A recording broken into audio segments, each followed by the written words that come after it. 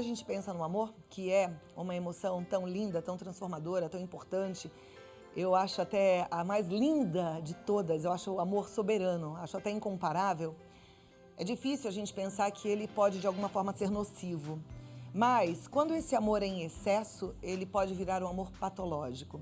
E quando a gente ama o outro e esquece de amar a gente mesma, aí a coisa complica. E quando a gente vive para o outro e esquece de viver a nossa própria vida, também. Isso tudo pode ser muito complicado. E é por isso que hoje a gente traz esse assunto e eu tenho certeza que é um assunto que vai te ajudar a entender melhor a vida. E a gente tem uma convidada muito especial, que é a psicóloga Pamela Magalhães, vem cá, Pamela, e ela já está aqui. Obrigada por ter vindo com toda a sensibilidade e sabedoria que ela tem para nos ajudar a entender melhor esse amor patológico. Então, presta atenção e participa do programa, viu? Que agora é sessão de terapia para você, tá certo? Exatamente. Amor patológico, é mais ou menos isso que eu disse? É um amor em exagero? Exatamente o que você disse. Eu acho que você aborda de uma maneira perfeita. O amor deveria ser aquilo que constrói. Quando a gente pensa em amor, o que a gente pensa? Pensa em algo que é gostoso, né? Algo que coloca a gente para frente. Pensar em amor é compartilhar algo gostoso. Né? Então, quando eu amo, minha autoestima se eleva, meu amor próprio se eleva, tudo fica colorido. E no amor patológico, a gente tem justamente o oposto, que é o amor invertido, a dor. Então, o indivíduo, ele entende a reciprocidade do amor inversa. Então, ele entende o outro como algo dependente. Então, é uma dependência. Ao invés da gente ter, por exemplo, a droga, a gente tem o parceiro. Então, a relação, ela fica muito deficitária. Porque eu preciso estar fundido no outro, eu preciso do outro para existir. E muitas vezes esse outro provoca dor, né? E aí quem ama não consegue enxergar assim. E a gente até já falou aqui sobre violência doméstica, sobre mulheres que sofrem violência doméstica e sofrem caladas e sofrem amando e continuam daquele jeito. Não conseguem enxergar que aquilo é nocivo, ao contrário, algumas até acham que são merecedoras porque a gente não consegue entender. Porque, Cláudia, vira um ciclo vicioso. Eu tento esse amor, né? Então eu tô lá no meu relacionamento, eu sinto que eu não tenho essa reciprocidade, então eu vou cada vez investindo mais, cada vez me dando mais. Cada vez mais sensível, cada vez mais boazinha, né? Cada vez mais bonita. Então eu fico me preocupando em agradar, me preocupando em acertar. E é engraçado que quanto mais eu tento, mais se afasta. Então a gente fala do amor, amar demais nesse sentido. Né? Porque eu vou dando muito, dou tanto que eu dou a mim mesma pro outro, eu me perco de mim mesma, né? Até não existir mais. Isso vira um ciclo vicioso porque o outro entende de alguma forma que você tá dando o que você não precisa dar, né? É que, na verdade, a partir do momento que eu tô inteira, me dando inteira pro outro, o outro, olha que loucura, ele olha e quem ele vê, ele não vê ninguém. Ele se sente sozinho. Então, tudo que eu mais temo é me sentir só. Né? Eu não quero perder o outro. Só que quando eu faço esse movimento, eu acabo perdendo, porque eu sufoco a relação e o outro se sente só. Gostei muito dessa comparação que você fez. Eu sou muito visual, aí eu já imaginei mesmo. Imagina que duas pessoas, né? Então essa daqui que se deu por inteiro, ela sai daqui, ela vem pra cá. Isso. Aí aqui não tem mais nada, tem um vazio. Exato. Então, quando você se dá muito, você desaparece. Exato. Se você desaparece, você não é amada. É o excesso, né? O excesso. O excesso. Porque eu vou dando tanto, eu vou fazendo tanto pro outro, porque eu não quero perder, que eu me perco de mim mesmo. Né? Então, porque eu tô com um parceiro, eu tenho que existir. A minha personalidade tem que existir, aquilo que eu gosto, aquilo que é meu. Tanto que quando a gente conhece alguém, a gente não se encanta por esse alguém? O jeito que fala, como é, o que gosta de fazer. Quando isso vai se anulando, justamente em função do medo de perder, faz com que o afastamento seja inevitável. Agora, você, pela experiência que tem no consultório, anos de estudo, acha que isso é causado por alguma coisa que aconteceu na infância? Onde é que nasce esse amor patológico? As vítimas de amor patológico são pessoas de autoestima baixa, são pessoas com uma fragilidade egóica.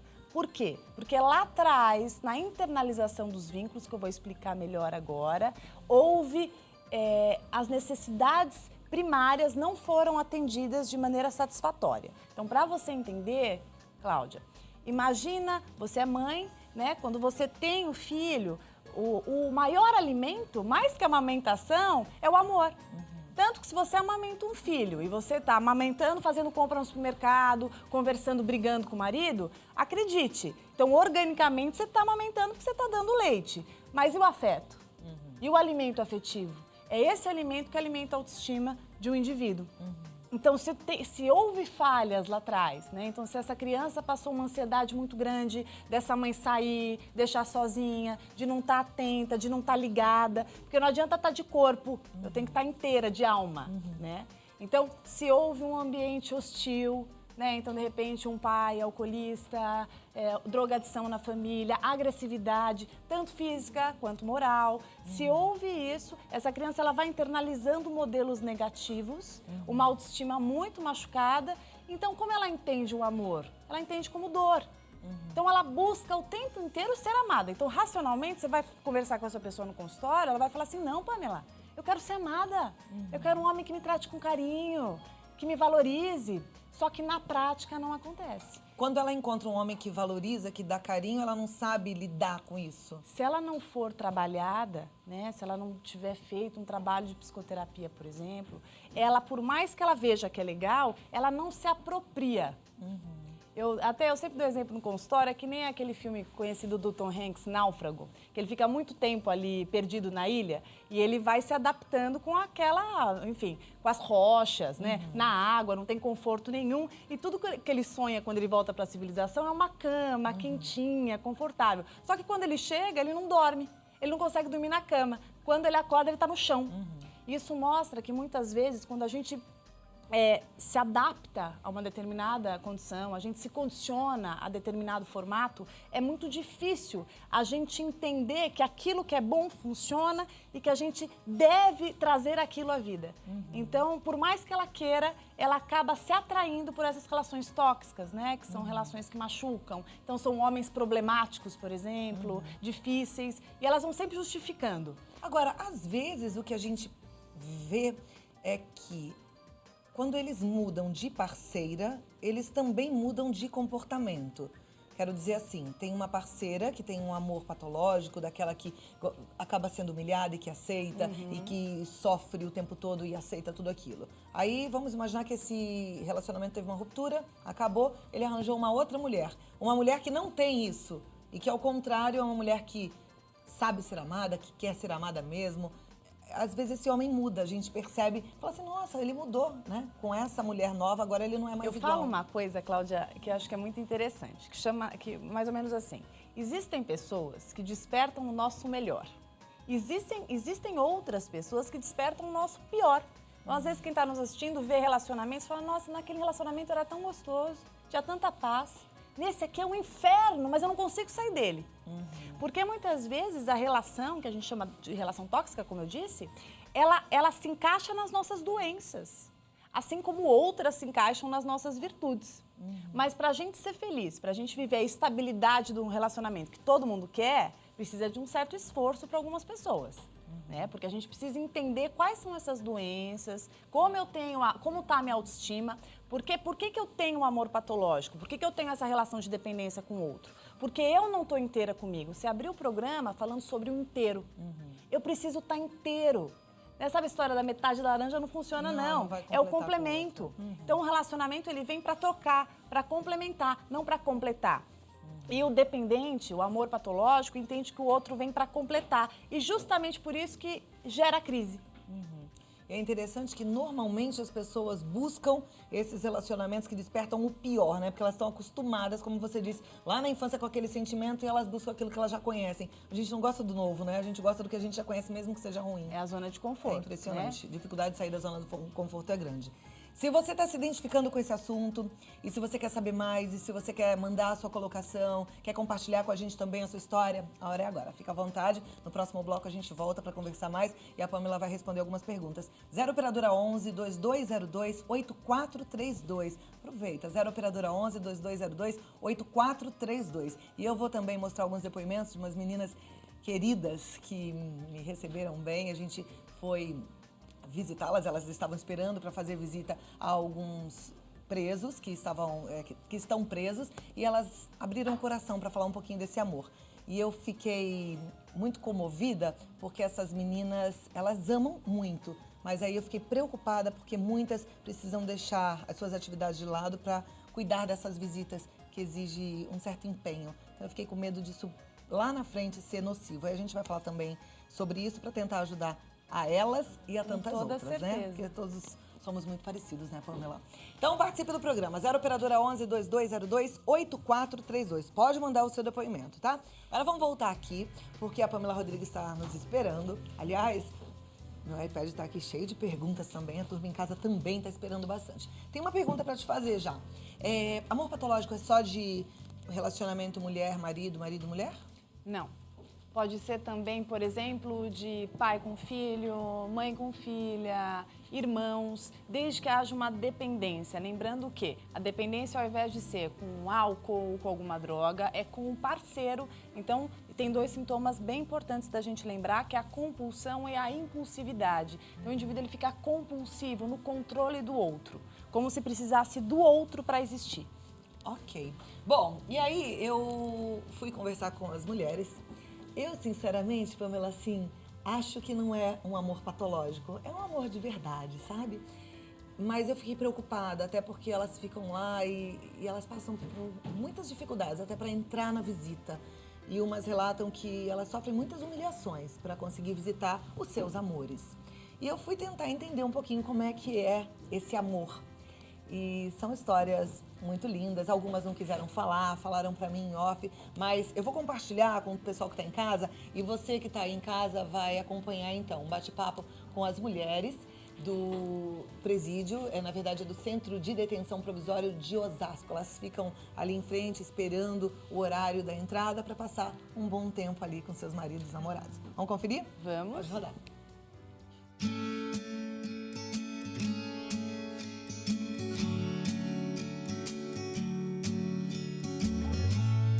Eu tô aqui batendo um papo com a Cíntia, ela tava me falando um pouquinho desse amor. É grande, né? É muito grande, muito forte. Pra estar aqui a pessoa tem que amar, senão não vem. Você tem 19 anos Tenho 19. e você veio visitar quem? Visitar meu namorado. Ele é o amor da sua vida? Eu amo eles demais, né? Senão não estaria aqui. A gente chegou aqui 5 horas da manhã, pegamos chuva. Eu saio de casa da sexta pro sábado de madrugada pra pegar a senha bem baixa. Eu gosto de entrar uma das primeiras pra mim aproveitar bem a visita, que é muito pouco, é só um dia. Tô com muita saudade dele, é difícil.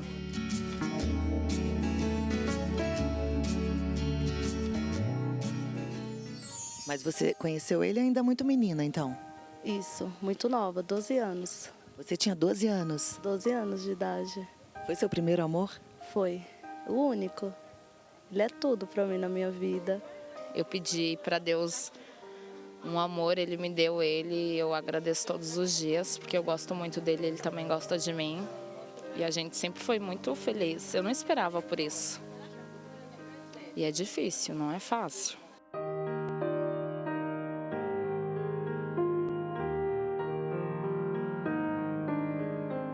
E me fala desse amor, é muito forte? É, muito. Pra mim ele é tudo, né? Ele praticamente foi minha mãe, meu pai, ele que me ensinou a vida, a viver. Tudo que eu sei eu aprendi com ele.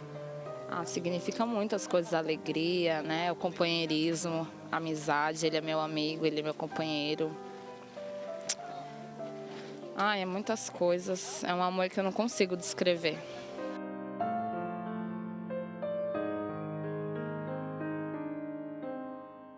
E a tua vida, como é que fica? Você está cuidando da tua vida de que forma? A minha vida tem 1 ano e 2 meses que ela tá parada. Hoje eu pedi as contas, estou parada há 2 meses.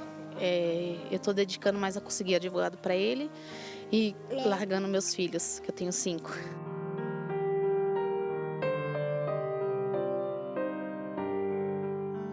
Você acha que vale a pena deixar a vida passar? Como você falou, minha vida está parada há 1 ano e 2 meses.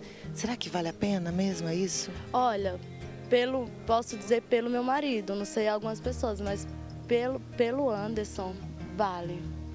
Pelo meu marido vale, porque o que eu sinto por ele é muito forte, nunca acabou, apesar de tanto tempo que nós estamos juntos, mas nunca acabou. meu sentimento por ele continua o mesmo. Eu continuo aquela mesma menina apaixonada do primeiro dia que eu fiquei com ele. Isso não muda o amor que você sente por ele? Ah, não muda, não. Nunca vai mudar. Foi a escolha dele, né? Eu não vou dizer que eu apoiei, mas... Se, tomara que não, ele for condenado a muitos anos, você vai esperá-lo todos esses anos, que sejam 20, 30 anos? Esperarei, ficarei do lado dele, sem visita ele não vai ficar, sozinho também não, jamais. 240,000 miles from the moon. Você é uma menina, tem uma vida toda pela frente. De vez em quando não dá vontade de fazer tudo diferente, não? E recomeçar de uma outra forma? Sim, dá, eu recomeçaria de alguma forma, mas com ele, sem ele não. Eu não vejo minha vida sem ele. Eu tô junto com ele até o fim. Gosto muito dele. Tanto que eu arrumei... Tô vendo um serviço que não empate de eu visitar ele, não empate em nada. E a gente tá junto até o fim. Eu gosto muito dele, não é à toa que eu tô aqui. E eu sei que a gente vai ter a vitória. Desistir nunca. Não, pode ser os anos que passar, eu vou ficar do lado dele. Ele merece.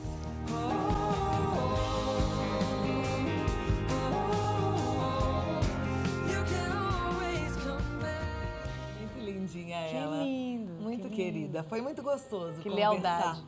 com essas meninas lá no centro de detenção e sentir todo esse amor, sabe?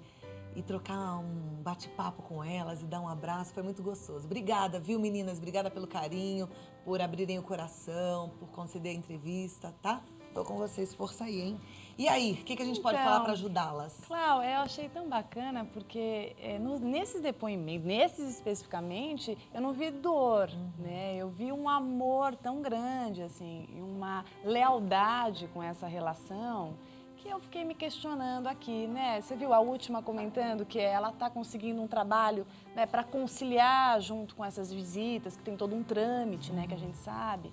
Então, eu acho que enquanto você conseguir preservar a sua vida, né, e você quiser continuar fiel a esse amor, por que não? Né? De repente, a gente está falando de uma questão de prisão, mas tem outras situações na vida em que a gente tem que lidar com as dificuldades. Às vezes, você tem um parceiro que está doente, né? Alguém que está nos assistindo, o parceiro está ali com uma limitação séria, em que ele vai ter que ficar um longo período, talvez, às vezes, a vida toda com uma limitação grave. Alguns vão morar fora para Isso. sustentar a família, né? Tem muitos maridos que saem do país Claro. e vão passar uma temporada fora para conseguir. Por isso que é importante, assim, você olhar como que você está nisso, né? Como isso está te prejudicando? Não. Dá para conciliar. Você continua tendo prazeres na vida, a tua autoestima tá legal. Você Agora continua... sim, eu vi, por exemplo, uma das meninas falando, né, que a vida estava parada, que a vida sem ele não dá. Isso tem que ser cuidado, né? Porque Tem isso que pode ser virar cuidado. doença lá na frente. Então, tem que olhar, porque é claro que, imagina, né, um parceiro tá preso ou doente, como a gente falou, é muito difícil.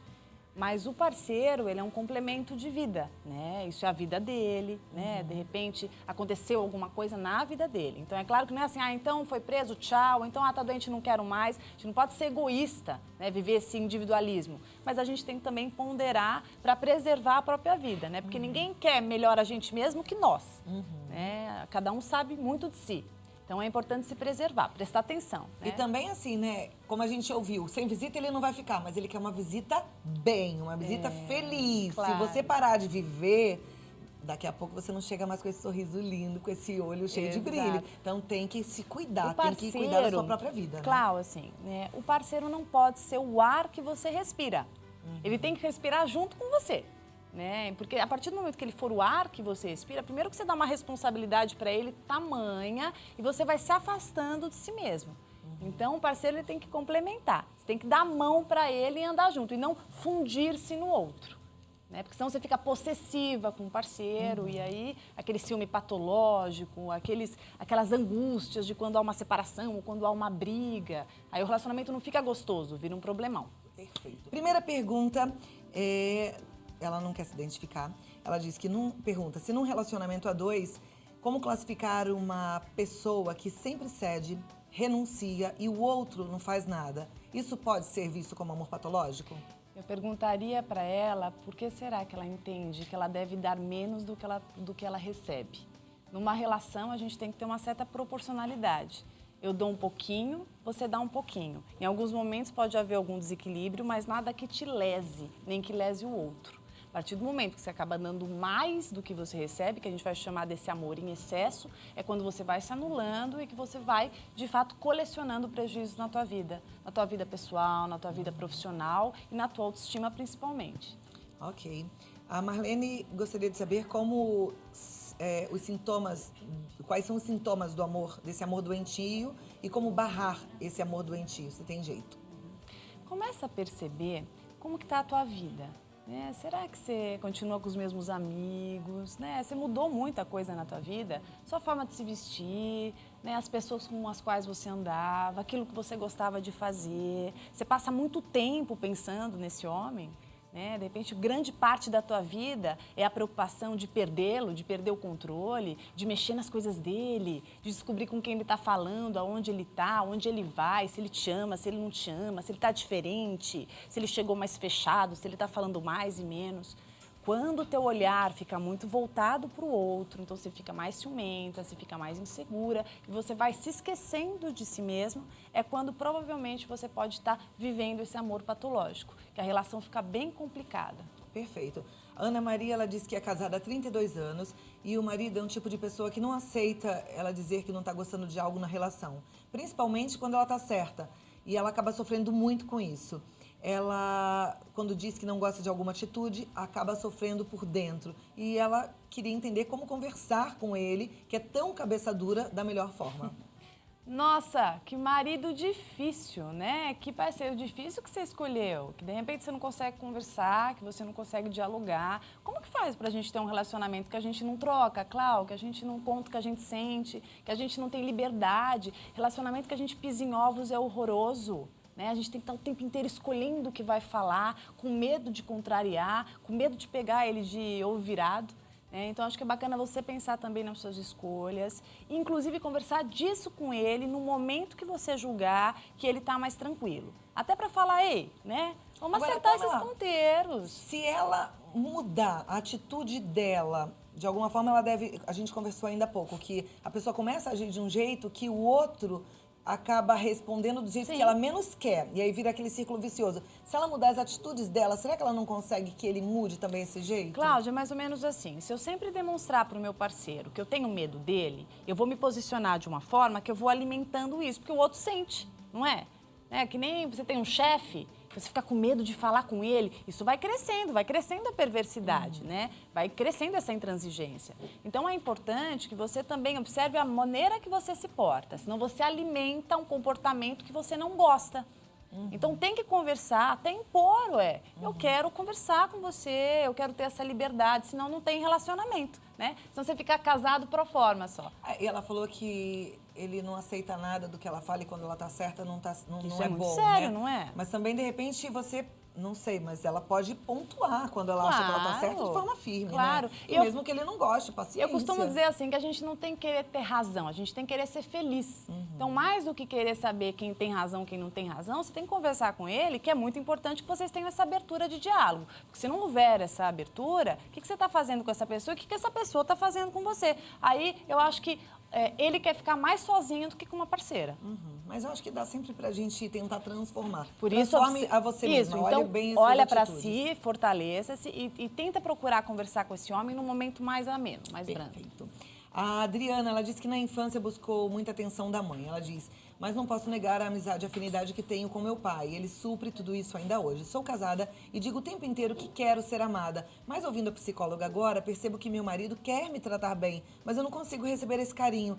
Nunca estou satisfeita, reclamo demais, tenho palavras duras e acredito que eu esteja sufocando. Meu casamento está muito difícil e agora percebo que tenho muita culpa. O que posso fazer? Bom, você já fez um monte, Adriana, né? Você começou a perceber o que está acontecendo. E isso é de um tamanho imenso, Clau. A gente identificar onde estão nossas falhas, onde a gente pode melhorar. Olha que bom, que humildade a sua de poder perceber isso. Então agora, procura conversar bastante com o teu parceiro. Se você não fizer uma psicoterapia, que de repente não faz, pensa um pouquinho, né? Como que era lá atrás, como que você internalizou esse amor, essas formas de amar, até para você conseguir se acostumando e trazendo o bom à vida. Olha que bom ser amada. Você está me contando que teu parceiro te ama tanto, então aproveita isso, valorize isso, porque isso é vida, isso alimenta a alma e a autoestima faz um bem danado. Perfeito. A Fabiana, ela diz assim: eu cresci vendo meus pais brigando e até fisicamente. Depois minha mãe se envolveu com um alcoólatra. Hoje em dia estou num relacionamento de muitas brigas e até físicas. E eu vejo que não consigo me ver sem isso. É como a doutora disse, eu sonho em ter um homem que seja um príncipe, mas quando a gente encontra, essa pessoa não chama minha atenção. Será que eu nunca vou conseguir encontrar e sair desse relacionamento horrível que eu tenho? A minha autoestima é muito ruim, não me vejo bonita. O que eu faço? Olha que interessante, né, Fabiana? Quando você me conta dos modelos que você teve no passado, eu sempre digo o seguinte, a gente tem que aproveitar esses modelos, porque o modelo serve tanto para a gente imitar, quanto para a gente saber o que não é para fazer, né, os caminhos que não são bacanas. Então, se você está me contando que tinha um ambiente hostil lá no passado e que isso não era bacana e que você, de repente, conheceu e internalizou modelos negativos, destrutivos, tente não repetir isso. Se está acontecendo e está saindo do seu controle, tenta observar como está a tua autoestima, o que você pode fazer para melhorar. Hoje tem grupos, de repente você é uma pessoa que não tem condição de fazer um processo psicoterápico para, de repente, ressignificar essa autoestima, procure grupos. Né? Em São Paulo a gente tem opções, né? No HC, a gente tem na USP, núcleos, de repente, que você pode procurar para um processo. As universidades também têm clínicas, né? Que, de repente, são supervisionadas por profissionais muito competentes. Procure, que vale muito a pena. Nosso tempo já está acabando, mas eu vou fazer só mais algumas perguntas. Tenho 22 anos e sempre que estou me relacionando com alguém, eu perco o interesse por essa pessoa. Paro de atender ligações e recuso convites. Em contrapartida, quando estou envolvida com alguém emocionalmente, eu me torno ciumenta, viro uma Amélia, fazendo de tudo para agradar. Até gostos musicais, por exemplo, eu tento mudar para acompanhar o ritmo do parceiro, mas eles sempre perdem o interesse. Gostaria de saber se amor patológico depende do parceiro ou uma pessoa pode sofrer desse mal independente de quem esteja ao seu lado. Bom, no seu caso fica muito claro, né? Então a pessoa começa a se relacionar com você, ela está toda encantada, você também, e de repente tem um medo de perder é tão grande que você vai se transformando, né? Você vai fazendo um movimento para agradar o outro o tempo inteiro e se anulando. Então aquela pessoa que de repente se apaixonou por você porque você gostava de MPB e ele gostava de rock, ele achava isso engraçado, por exemplo, quando você deixa de gostar de MPB, por exemplo, para gostar de rock, você está se despersonalizando. Então, isso é uma traição também. Porque aí ele fala, bom, quem que é essa pessoa que eu estou me relacionando? Então, a gente não pode se perder numa relação, né? Não é segurando o outro que você tem, muito pelo contrário. O relacionamento, ele existe porque o amor é espontâneo. É uma delícia você saber que alguém está do seu lado porque é gostoso, não porque necessita de. Então, o relacionamento não pode ser uma necessidade. O relacionamento tem que ser algo que agrega, que é gostoso, que é gratuito. Perfeito. A Rosana de São Paulo e outras pessoas estão perguntando, e quando o amor é demais pelos filhos ou pela filha, no caso da Rosana? Rosana, quando o amor é excessivo, a gente tem que perguntar que amor é esse. Né? Não precisa ter excesso de amor, né? O amor liberta. Eu crio meu filho, eu passo os valores para ele, eu torno esse filho preparado para a vida e eu deixo ele alçar voos. Né? É tão bom esse filho voando, ele conseguindo ter família, ter namorada, ter esposa, ter trabalho, viajar, porque independente de onde ele esteja, ele tem você aqui. Então, quando você tem essa segurança, você dá essa segurança para o filho, você não precisa prender, porque o amor em excesso é quando você acaba amando pelo outro também, né? E não deixando que cada um ame por si. A última pergunta. Ela não quer que passe o nome dela, ela é viúva, namorou por alguns meses um senhor também viúvo. Era um relacionamento muito saudável, porém, quando a filha dele descobriu, começou a ameaçá-la e ele começou a ameaçar e disse que também ia se matar. Então pediu para ela um tempo de 6 meses para tratar da filha. Não está muito claro se foi ele, porém, quando sua filha descobriu, começou a me ameaçar e dizer que ia se matar. Talvez a filha. Tá. E ele me pediu um tempo de 6 meses para tratar da filha. É a filha. O que eu devo fazer?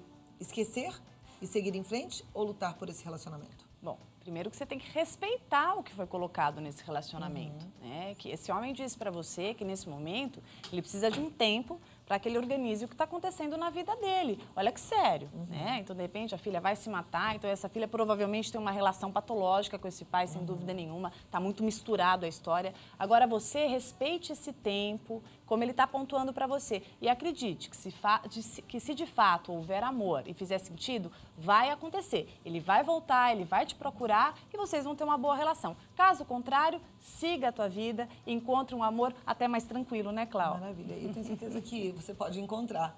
Mas gostei muito do que você falou. Respeitar o outro também. Respeitar o tempo do outro. Todo. Pamela Magalhães, que é psicóloga, especialista em clínica e hospitalar, está no site www.pamelamagalhães.com.br. O e-mail é contato@pamelamagalhães.com.br. Você pode mandar um e-mail para ela também, que ela vai ter muita satisfação em receber o seu e-mail e te ajudar. Muito obrigada mais uma vez. Até a próxima oportunidade, viu? Um prazer muito bom te sempre. receber. Obrigada, tá bom? viu?